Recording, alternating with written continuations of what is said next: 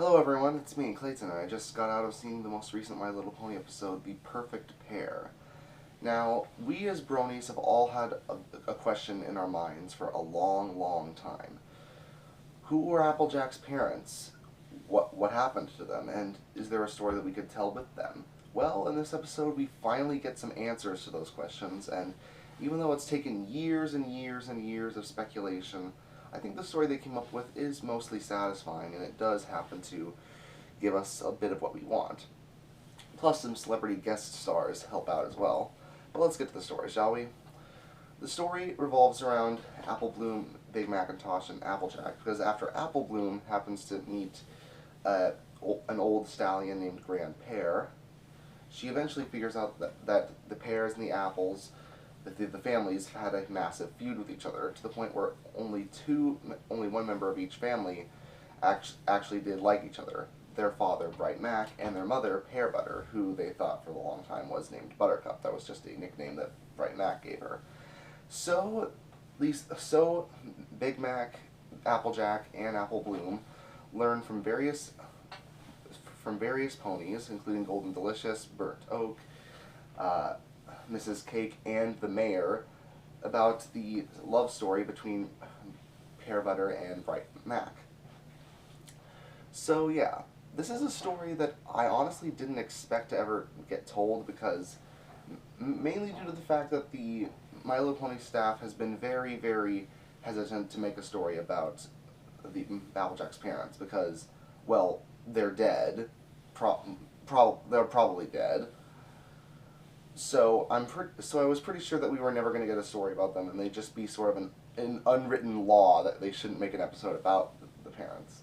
But making it a flashback episode about their love story was actually a brilliant idea, and it was interesting to learn more about their history. Almost to the point where I almost want another episode with the Apples and the Pear family.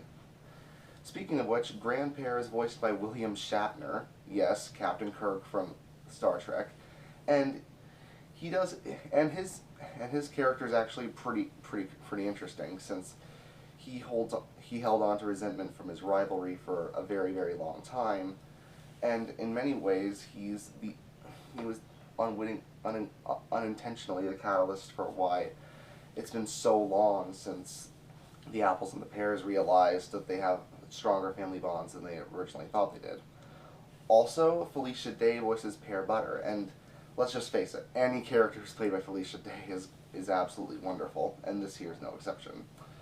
She's so kind and loving, and she seems like that hometown girl that you just can't help but fall in love with. You can totally get why Bright Mac would fall in love with her from the start. She even has a song in the episode called "You're in My Head Like a Catchy Song," and even though it's not one of My Little Pony's best songs, I did think it worked very well, and Felicia Day really does have a great singing voice. This episode was written by Joanna Lewis and Christine Songko, and I've said this for a couple of their episodes, but they really do understand these characters, and they really understand how to make good slice-of-life stories about them, and this here is, again, no exception. As the flashbacks are interesting, the conflict is totally relatable to learn more about your roots and your family bonds, and learn more about a connection between your family and another. It's something that, in my opinion, more TV shows should go over, because I always find that type of story interesting. And also, the voice actors are pretty amazing across the board. I already talked about William Shatner and Felicia Day, but Michelle Creever does great as Apple Bloom. Ashley Ball is amazing as Applejack again. Peter New does a great double performance as Goldie Delicious and Big Mac. Heck, Big Mac even has a pretty funny line in this episode. It's always nice when he doesn't just say yup or nope. It's nice when he is allowed to just talk normally, if only for a few seconds. Tabitha St. Germain does a good performance as Mrs. Cake. Kathy Westluck does a good performance as Mayor. It's pretty solid across the board.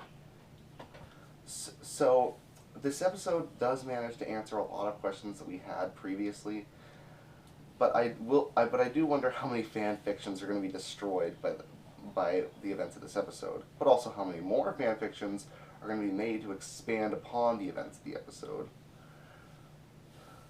However, as it stands, The Perfect Pair is a good episode that gives us answers to questions we've had for years and years, while also delivering an entertaining love story that a lot of us didn't see coming.